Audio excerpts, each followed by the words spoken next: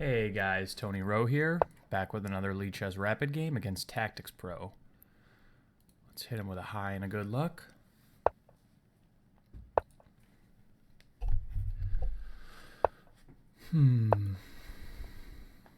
Rather amorphous setup so far from black. Okay, so probably going to be a reverse Grunfeld. Not the first one we've had on my channel. There's been an anonymous guy following me around for kind of a while now. If it's you, Anton, just come out. Come out and say it. Be a man.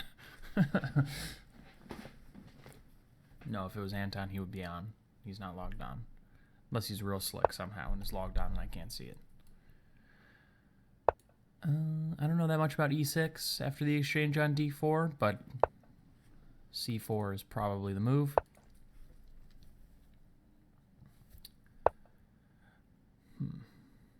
I could have taken on c6 there too. I don't know. I don't know which one is better.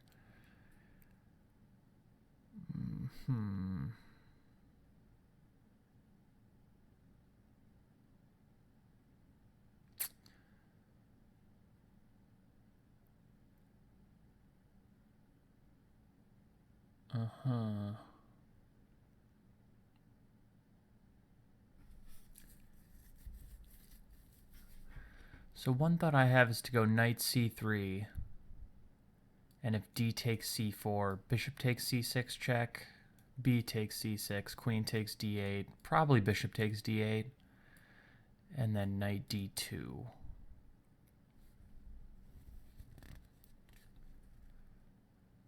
With the idea that maybe he has bishop a6 there, though.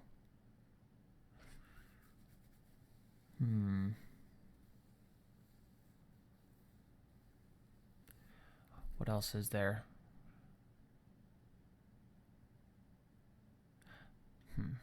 Maybe I have to take on d5. I mean, this is actually kind of annoying in this position because I have a knight on b3. All right, well, I think I sort of have to take it. It takes with the pawn, interesting.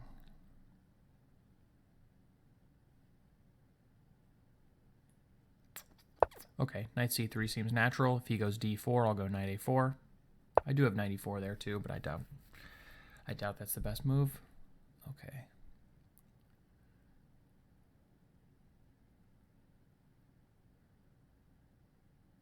So one idea is just knight a4, even when not provoked. Try and grab this bishop. Or if bishop c7, then I get the c5 square. Or maybe I can just play bishop e3 then, now that the bishop isn't on this diagonal, and keep control of this very critical d4 square.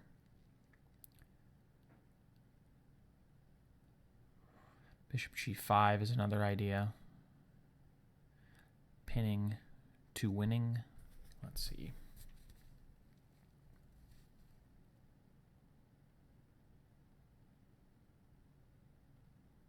I'm not sure about bishop g5. The one problem with playing like this pin in these isolated pawn positions is that, like, let's say on castles, bishop takes f6. It appears to me like queen f6 is fine because at the end of all of these lines, because you've moved this bishop, this b2 pawn is hanging.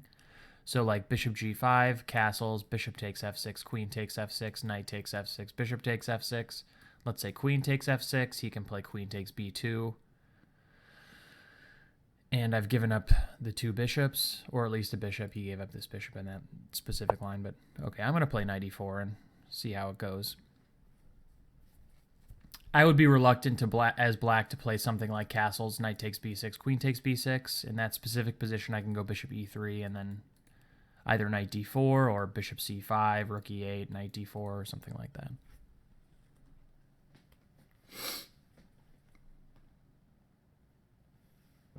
I love the two bishops. I can't deny it. Now that is an interesting move. I guess he wants to stop knight a to c5. Okay, I'm going to take this thing, I think, before black gives it a second thought here. And now isn't bishop e3 just annoying? Maybe he wants to go queen b4 there. Maybe I can go a3. This is very natural nonetheless. Regardless of what his response is, I think this is just a good move.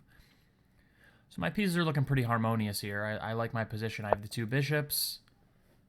Black has this isolated d-pawn, which isn't necessarily bad, but I've traded off a set of minor pieces. I've given him this really pretty ugly structure, and I have the two bishops. I like that.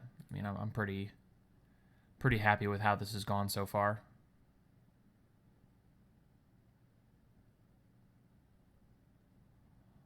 What do I want to play here?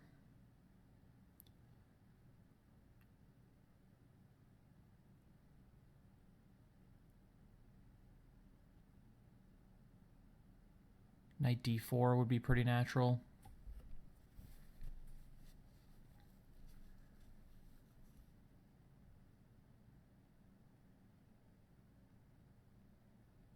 I could play something like h3 and just stop knight g4.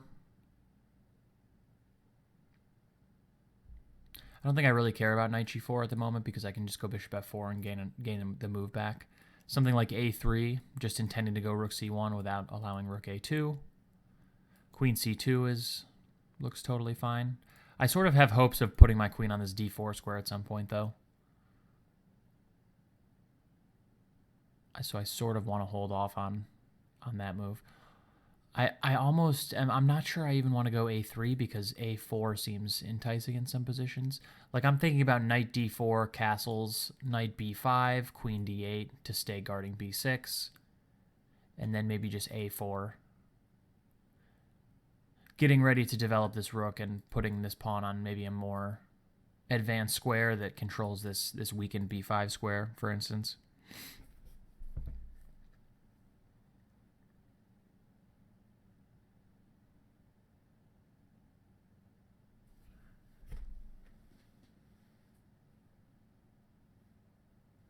Not at all sure what the best move is.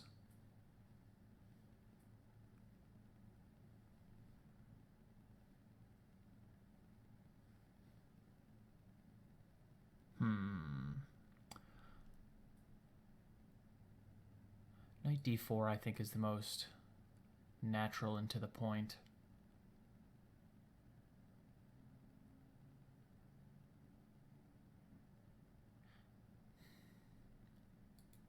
Maybe in some positions I'm even threatening maybe... Yeah, I'm not sure. Knight e6, bishop e3, or bishop h3 kind of stuff. Fully grabbing the two bishops. And if takes, queen takes d4, hitting here. Yeah, that looks pretty good too. Knight g4. Yeah, I'm just going to play this. I think this looks pretty good.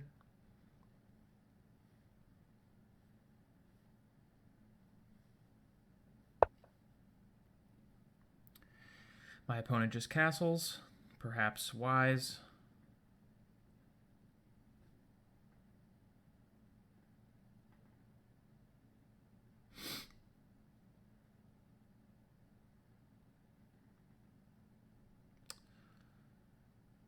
So what now? Knight e6, fe6. You have to be careful with that move because you're giving black two central pawns. Usually the knight e6, fe6 combo is only really good if like e4 follows and you can like further kind of break up this structure. I'm not sure bishop h3 in this position after knight e6, fe6, bishop h3 actually does much of anything, so...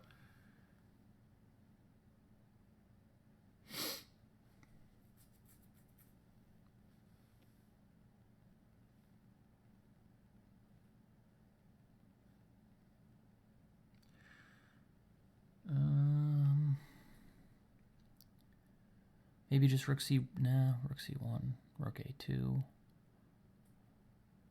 Does bishop f4 do anything? Or knight b5? Knight b5, it sort of feels like he has to go queen d8. Is there anything there? No. Maybe queen b3, now that I look at it. Protecting a2, x-raying b6, perhaps threatening something like knight takes c6, b takes c6, queen b6, or... knight e6, fe6, bishop b6, or basically something nasty on b6. Now that I look at it, this move kind of seems enticing here. So what does black do after queen b3?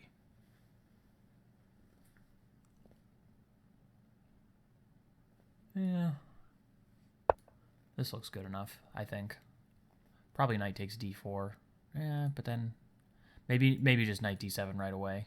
Knight takes d4, bishop takes d4, knight d7 maybe seems slightly... but knight d7 right away allows bishop d5. But so does knight d4. Bishop d4, knight d7, I think. Maybe in these cases he has knight c5, though. So, like, knight d7... Well, okay, I don't have to worry about that. I can look at it later.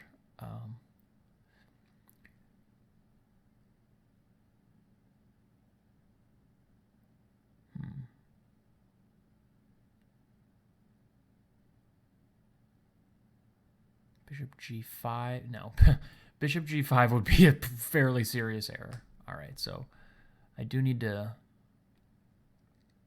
Maybe just rook a to c1. That looks like the most natural way to go.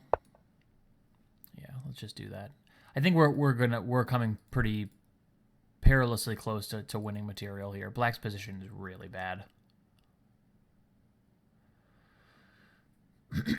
This is an extremely bad Isolani for black, I think. Also, just notice the horrific time management. At least in my opinion. 16 moves into the game, you should have quite a bit less time than time used than 1/15 of the time control. So, I mean, we start off with 15 minutes and we get 5 seconds, but you could imagine that for the most part, you should roughly track time-wise with how far into a game of average length you are. So if you assume sort of an average chess game lasts about 40 moves or so, then for a game 15, you should sort of move through each phase, opening, middle game, end game, in about 5 minutes each. You know, that includes the increment. So at about 10 minutes, you should exit the opening.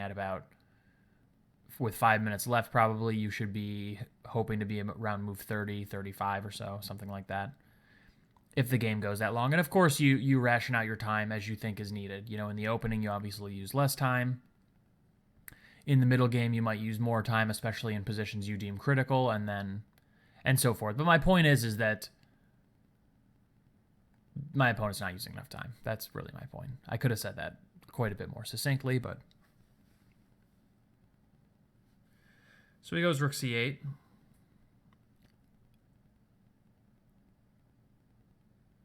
I'm trying to find some time to go knight e6, fe6, bishop f4, and then bust open the center with e4, but it's just not working.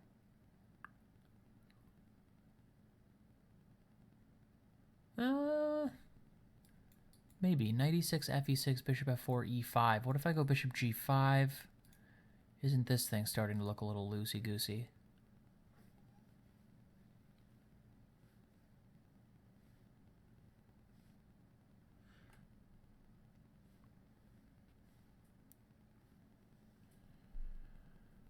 Yeah, but if he just moves the queen, so if knight e6, fe6, bishop f4, what if he just goes something like queen f7? Probably nothing.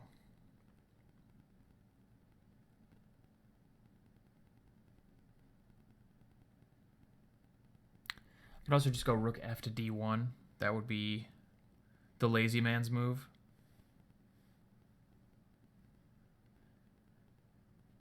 And probably good. Good enough, at least. In all these positions, he can go... is he threatening this? Is he threatening knight d4? I didn't see that before, but knight d4... because it hits the queen. So if knight d4, rook c7, knight b3, rook c8, bishop c8, a takes b3, that might be tenable for black. Probably not amazing. And if knight d4, bishop d4, queen c1, rook c1, rook c1, bishop f1 is forced, and then bishop h3, and I'm in a world of trouble, so...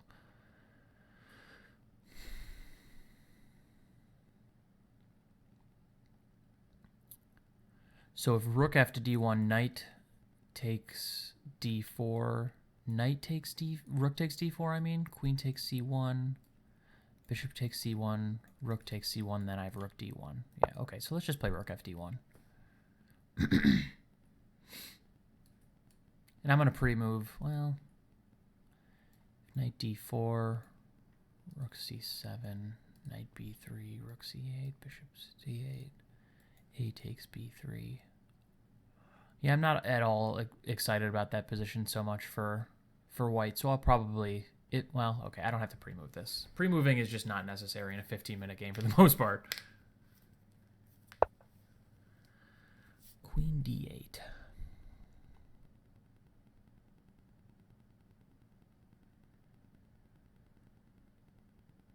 I feel like knight e6 is the move, but I don't... I feel like I'm about as prepared for knight e6 as I can really get. Maybe something like knight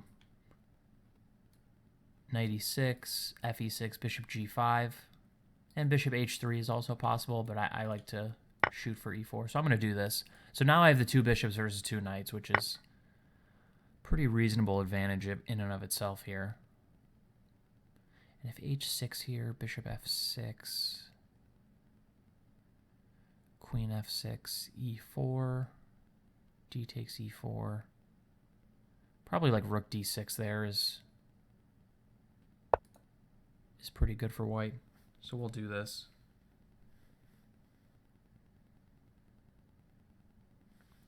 Yeah, this is just an extremely common theme in isolated pawn positions with the fianchetto, I think. I'm not sure if it's... Almost all of my experience fighting against isolated pawns, I have the bishop on g2 with g3 in, which there are tons of positions from all kinds of openings. The Queen's Gambit declined. Various versions of the Tarrasch Defense where white does not play g3 and bishop g2. The Nimzo-Indian, even the French Defense, where white has the bishop on a more conventional square with e3 in or something like that. Okay, so knight a5. My first reaction is queen e3. Very subtly hitting the e6 pawn.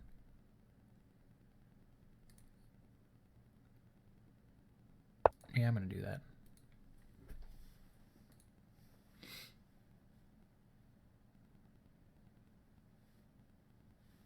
I don't much believe in knight a5. I mean, okay, so let's think here for another hot second. Play rook c8, queen c8. You can just go bishop h3.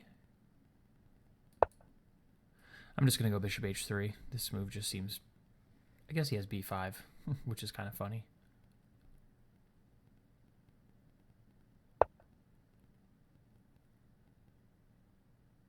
Interesting.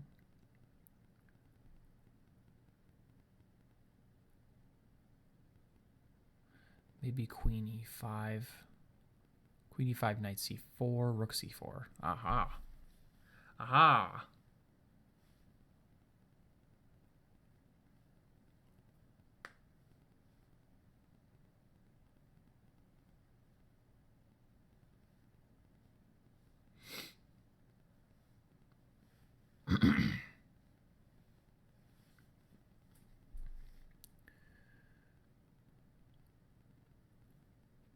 Anything else? I'm getting awfully low on time. Queen e5, knight c6, huh? Okay. I see you. I see what you're up to. How do I increase the pressure? Bishop f6. Yeah, I know.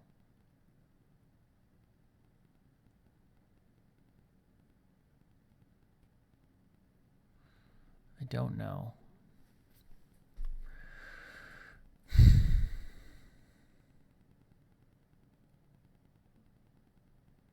feel like Black's position is just sort of at the breaking point here, and I just have to...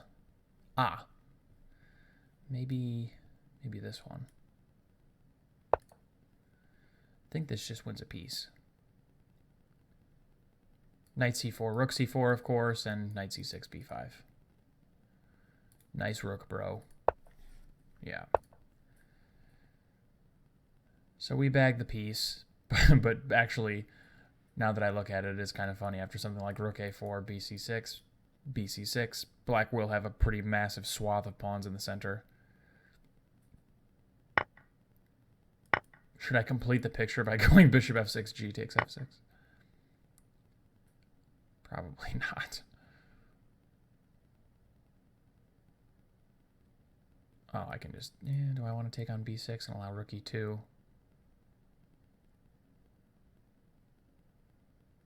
I know.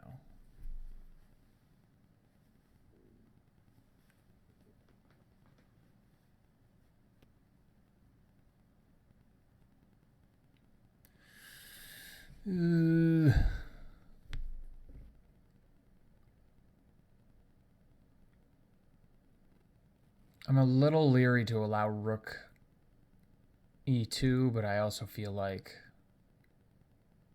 if I'm just not a dum-dum, that should be pretty good for me. Okay, I'm going to take this thing first. Just lop off that knight. That way I don't have to worry about jumps to e4. And I am going to take this. With like queen e6 or queen c6 being a threat, I'm just not all that scared of his pawns, and I'm not all that scared of the rook on the 7th rank. Oh, he exchanges, dang. I would not have exchanged queens here.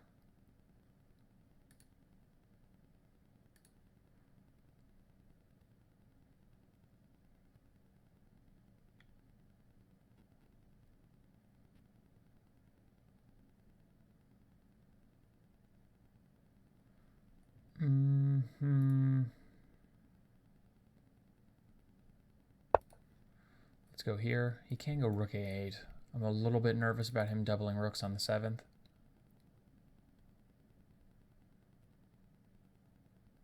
If rook a8, rook b7 check, king g6, rook takes e6, at least threatens to exchange a pair of rooks. He doesn't want to do that. So he's just like hunkering down. Okay, I don't have a lot of time. I'm just going to play an obvious move. Doesn't actually threaten anything. I guess it threatens like something like king f1. He'd have to go rook e5 or something, or rook e4 in that case.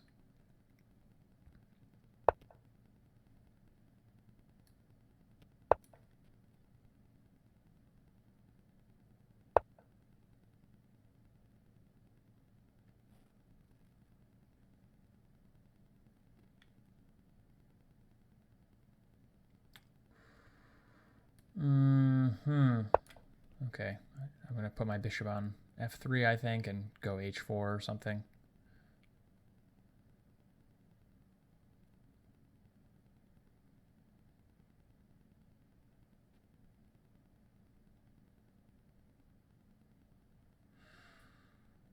Yowza.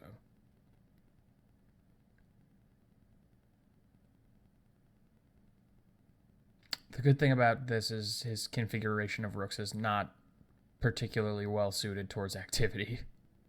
He can't go rook a1 check. I have to go king e2, which is kind of annoying.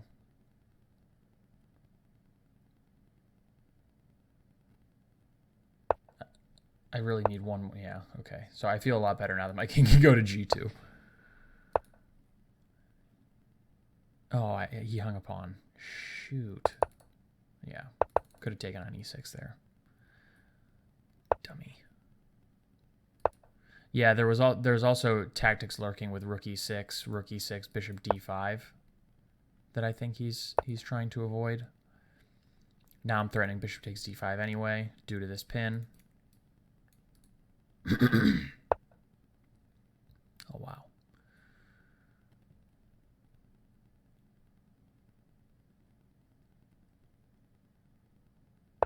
I'm just going to go h5. I don't know what that does. Challenges him to find a useful move, I guess. Maybe rook c5. I'm just going to bring my king up, I think. King h3. Maybe you can go rook a2 or something.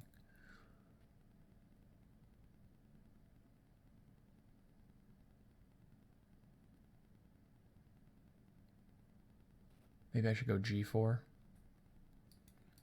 I don't want to trade off a lot of pawns is the thing. When you're up a piece and all the pawns are on one side, you have to be a little bit careful about doing that. Especially I have the wrong bishop, so just in case. I don't want to get into trouble with that.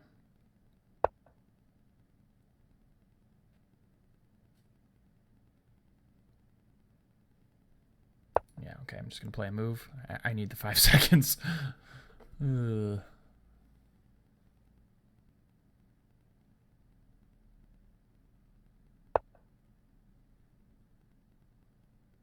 Yeah, you're being annoying. Okay, I'll take that 5 seconds.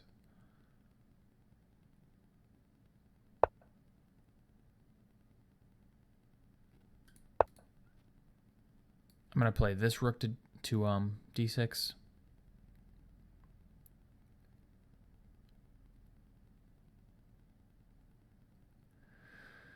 I can also contemplate something like h6, rook g8, rook g7.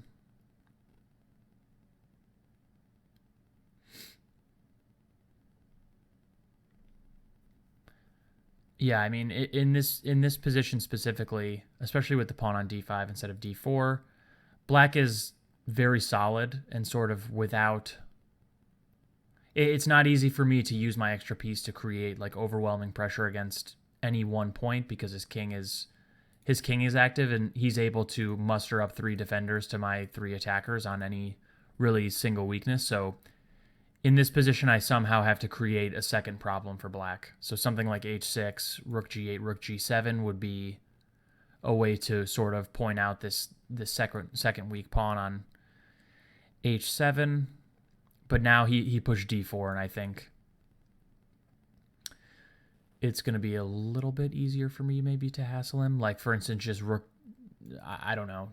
If it was my turn, rook d6, he has to go something like rook a4 to protect the pawn twice, and then I get to go rook 8 to d7. But he has rook e8 there, and I can't I can't take on h7 because d6 is hanging.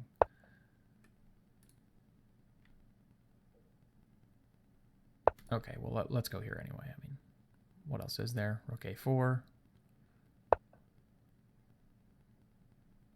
Really? All right. If he goes e5, I'm going to play rook d6 check.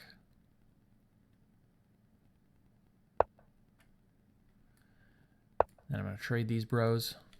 Okay, so this is just lost.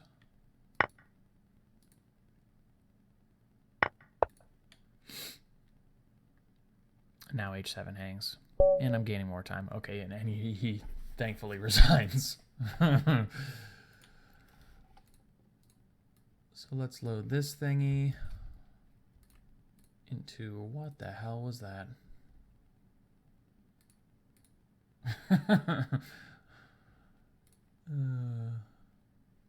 I'm good at the internet. Okay.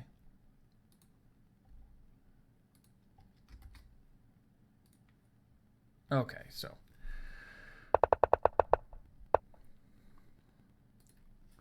let's crank on the opening explorer here. Much more normal would be to go e5. Or at least much more consistent. And after this, we'd have a reverse Grunfeld. I've had more than one game on my channel in this, I think. Maybe just one. e6 is not necessarily bad, though. This is sort of just an odd move order to play e6 in. I would expect that if you wanted to play e6, it's much more popular to go e6 here and leave the tension between these two pawns. As is usually the case in chess, leaving the tension is most of the time better. And then white goes c4, and if black does not want a Tarrasch defense with bishop e7, he should go d takes c4. I think I've talked about this position before on my channel, maybe not. I've looked at this a lot, actually, because There are 3 main white moves here, and it's not clear to me which one is the best. Knight e5 is the most interesting, I think. But if black doesn't fall for like the early tricks after knight e5, I'm not sure he's much worse. And there's d takes c5, which is kind of grindy. And then there's just like the sort of most usual queen a4.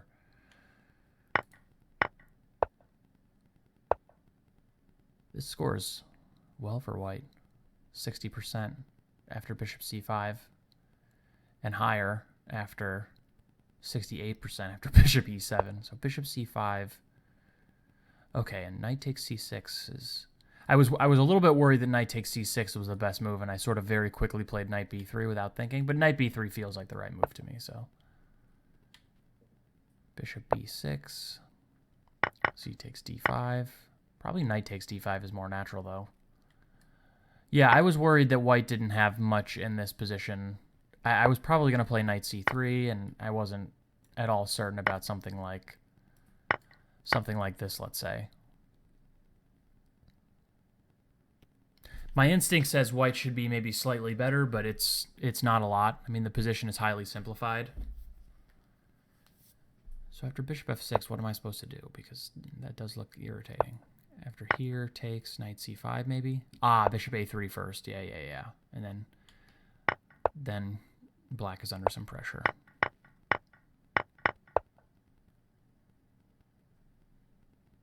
And shout out to John Donaldson, who played bishop e3 in his game. Former Cleveland resident, one of the best and most thorough chess authors out there as well. Every once in a while. So little known fact, Cleveland has the largest collection of chess books in the world, I think, or at least the largest public collection of chess book in the world. It's called the John G. White collection. This guy named John G. White left an endowment and left his collection of books in like an endowment, I think.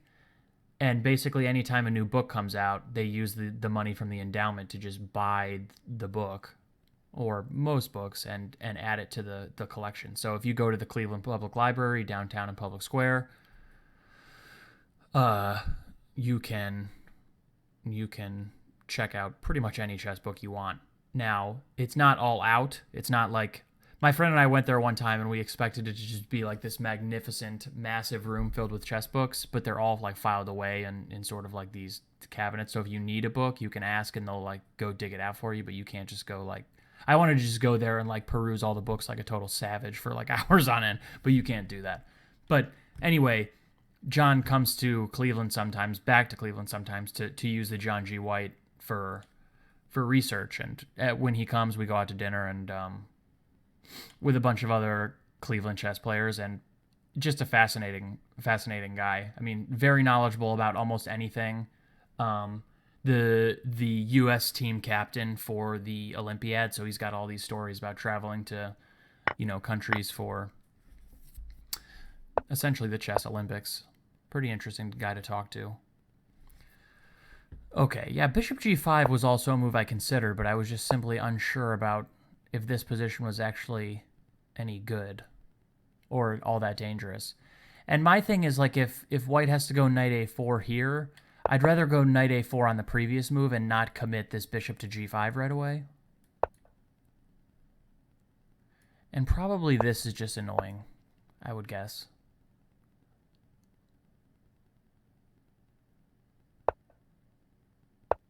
Yeah.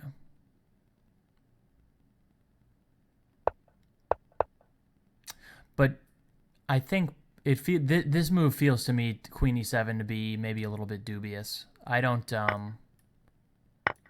I just simply think already that black has gone... That black has gone a little bit wrong here.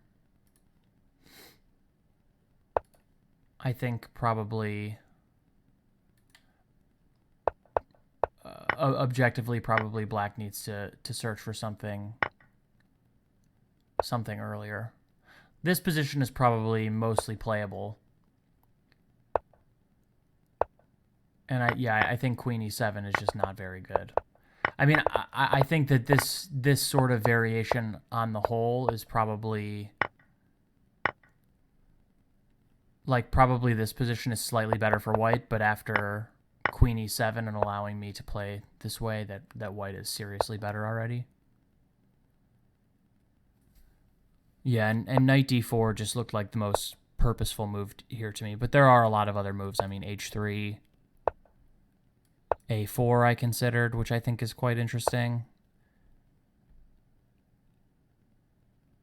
Yeah, I think those are the main ones. Maybe queen c2. They're all very reasonable candidate moves. But knight d4 seems the most to the point. Castles, queen b3, rook a6. Rook a6 is just, if you have to play rook a6, your position sucks. Because that rook, I mean, has literally no future on a6. It's just not a good piece. Already I sort of feel like black's position is just not... Like, when you have an isolated pawn, you need to use the open lines and sort of free development and active squares for your pieces, or else you're just going to end up being worse. And I think this is one of those cases where black has just not done that and just has ended up worse. Like, these pieces specifically... Usually in these isolated pawn positions, the e6 square is not that great of a square for your bishop. Like, when you play the Tarrasch as black, let's say, after something like this, you will very rarely see this bishop go to this square without, like, a good reason, because it's just a passive square for the bishop. You'd rather go to f5 or you'd rather go to g4, where you're active, you're exerting some pressure on white's position, etc. It's just not good to have to play bishop e6. And then if you have to play rook a6 and have your queen on the c file protecting this weak structure, I mean, you've already just gone awry. And actually, I think white kind of sort of has to be careful here. Like, if I were to play something, I don't know, like if I were just to waste a move or something, this move is just crushing, right? Like, I didn't see this right away, but the point is that something like bishop d4, this is just mating, actually. So, a very classic idea, a classic tactic. So I'd have to go here, but okay, a3 specifically hangs the queen, which is funny. That wasn't on purpose. But a move like, okay, how else do I waste a move here? King h1 would like allow the same mating combination. But okay, king h1, and if he takes here, then I have to take here. And I'm a little bit less excited about this position than the main line, let's say. So that's the idea. Rook fd1. Now if knight d4, I can go rook d4, I think, and just maintain all of my pressure and be better. Queen d8. I don't understand why if you want to move the queen off the c file, why wouldn't you just go queen d7 instead? Probably. But queen d8, because after this,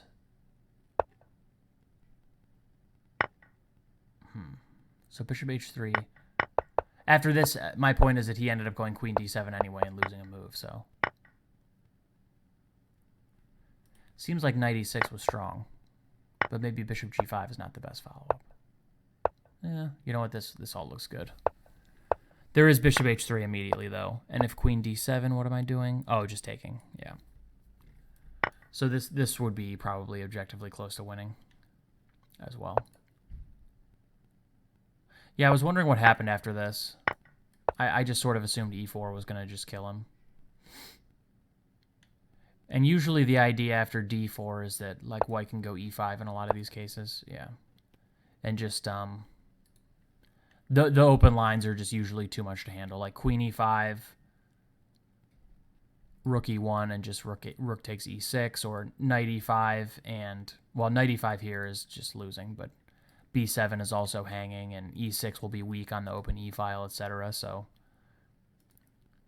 that's the thematic idea. And a lot of these positions, if you've never seen it before, you might go, okay, d4, you know, the d4 pawn is protected. I'm never going to be able to sort of attack this pawn, but the key move e5 just almost ends things immediately. So, but knight a5, these, like, this is a common theme I notice in my games, is that people put their knights on the rim like this, and they don't consider that.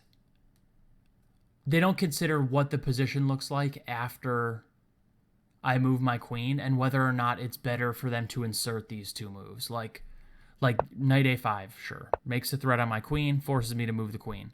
But is black's position better after knight a5 and queen e3 than before right here? I would argue no. I mean, this knight is just sucky now, and my queen is well placed on e3, attacking both weaknesses in black's position. And yeah, I mean, it was good on b3, and yeah, you got me to move it away from b3, but is e3 really worse? I mean, in a lot of these positions, like let's say if e6 wasn't hanging, the best move would be for black to like sort of admit defeat and go back with knight c6, because his knight is so bad on this square. It's just, yeah, I mean, it's just not good chess, I think. It is worth considering taking. It is worth considering taking on c8 right away, and then going bishop h3, because my rook on the c file is not useful for attacking this weakness on e6, but his rook is like, he played rook e8, and then I was like, oh man, maybe I shouldn't have done. Maybe I should have just exchanged. But in this specific position, I have b4, which wins instantly. So it looks like probably, yeah. So queen d3 just loses immediately, essentially, because of b4. He can't do it right away. I can't do it right away because after knight c4, rook c4, he has rook c4. So.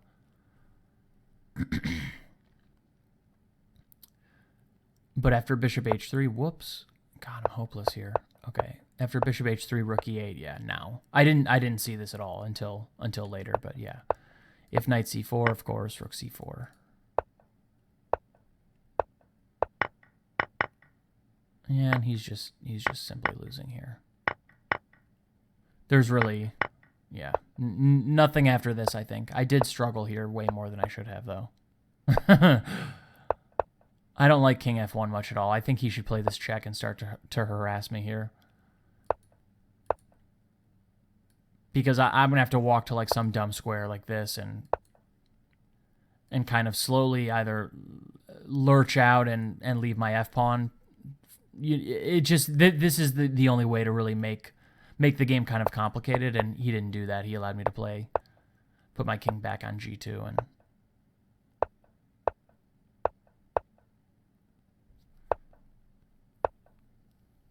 I think d4 was probably just not good.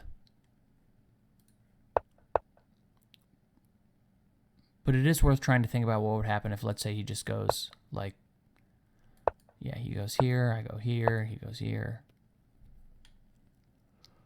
I was thinking about the plan of going like h6.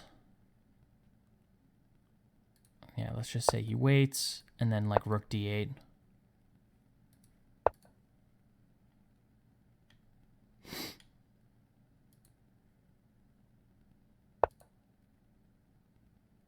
And if rook g8, he can't really like play something like, okay, maybe he can, but isn't this just good?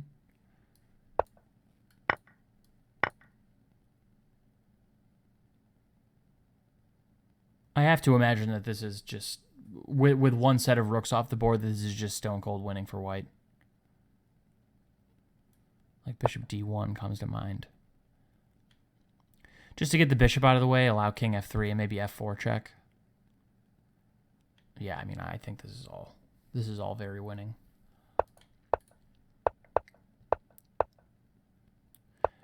But going d4, I mean, and then especially this e5, it just, yeah. That just sort of ended. I mean, I'm up a piece for a pawn. I should win this, basically doing almost anything. But, yeah, d4 especially sort of hastened to the end. Yeah, so that's that. I'm hoping that I'm going to get some instructional content out soon. I know I've just been playing a ton of rapid games, and, well, not that many rapid games, but just rapid games. And really not posting a lot of instructional content. I just started my new job, and I'm waking up at 5:45, getting to work at 6:30, and working till something like 4 usually. And by the time I get home and shower and eat, I'm normally really tired, and I haven't been in the mood to do. Honestly, most of the time I've wanted a nap. I haven't even wanted to work on chess, so I haven't had as much time. But I'm sort of adjusting to the sleep schedule now, and I'm working hard on my chess game again. So I promise the instructional content will flow out. I'm doing a couple, probably 2 videos on or 1 long video on the Lee Chess 45 League, annotating some games from there, and I have an idea for another Rook Ending series, and I have another idea that I'm not going to share with you guys yet that I think is kind of neat that no one's really done yet. And of course, I still want to get some opening stuff out there. So I promise as soon as I have the time, I will put out something instructive. Okay. All right. I hope you guys enjoyed it. I will be back, of course. Bye, guys.